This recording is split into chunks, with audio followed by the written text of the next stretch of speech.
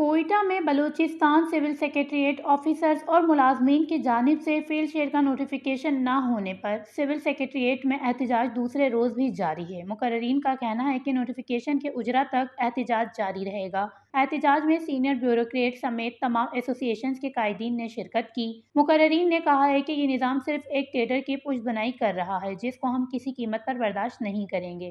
ہم عدالت اور حکومتوں سے اپنا مقدمہ جیت چکے ہیں مگر تمام مراحل حل ہونے کے باوجود نوٹیفیکیشن جاری نہیں کیا جا رہا۔ ان کا کہنا تھا وزیر اعلیٰ کو مس گائیڈ کیا جا رہا ہے۔ یہ مسئلہ فوری طور حل کرنا چاہیے۔ انہیں یہ پوچھنا چاہیے کہ احکامات اور کابینہ کے فیصلوں پر عمل درآمد کیوں نہیں ہو رہا۔ وہ معاملات کو جان بوجھ کر تول دے رہے ہیں۔ ان کا مزید کہنا تھا نان کیڈرز کو ہماری پوسٹوں پر تعینات کیا جا رہا ہے۔ ٹریننگ کے لیے بی ایس ایس کیڈر کے 2 افسران جبکہ بی سی ایس کے 7 افسران کی سفارش کی گئی ہے۔